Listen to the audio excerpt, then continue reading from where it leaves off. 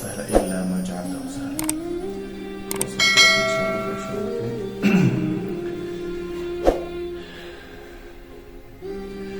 منم قرآن کلامی هست، چرا من را نمیخوانی؟ چرا غافل ز من هستی؟ چرا از من گریزانی؟ منم آن مونس قبرت، منم نور شب سردت، بیا با من بگو دردت اگر داری پریشانی. منم حبل متینی ها، منم پیغام دینی ها، بجنات برینی ها مرا باشد گلستانی.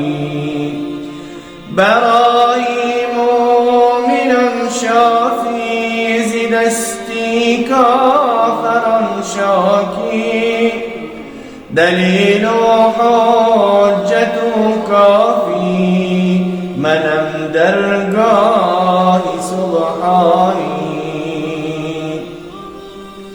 منم قرآن کلامی هست، چرا من را نمیخوانی؟ چرا غافل ز من هستی؟ چرا از من گریزانی؟ منم سرچشمه عزت، منم آن مظهر وحدت، بیا با من بگو دردت اگر داری پریشانی. منم سرچشمه عزت، منم آن مظهر وحدت، منم برکت، منم رحمت ز سوی ذات رحمانی. عمل بر آیه های من تو را مأواب جنات است، منم شافی برای تو اگر خواهی زبانی.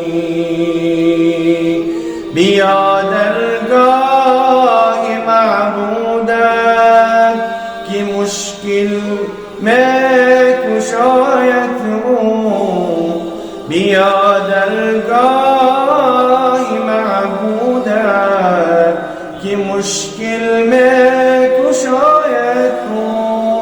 نقاب غصه را برکش، بیا در باغ ایمانی.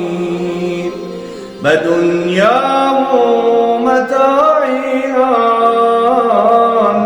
به دنیا و متاعیان مبن انسان دل خود را. بیا در صحن امنی من، مرو در راه شیطانی. منم پیغام جاویدان برای تو دیده انسان. ندیدی ای مسلمانان مگر اعجاز قرآنی.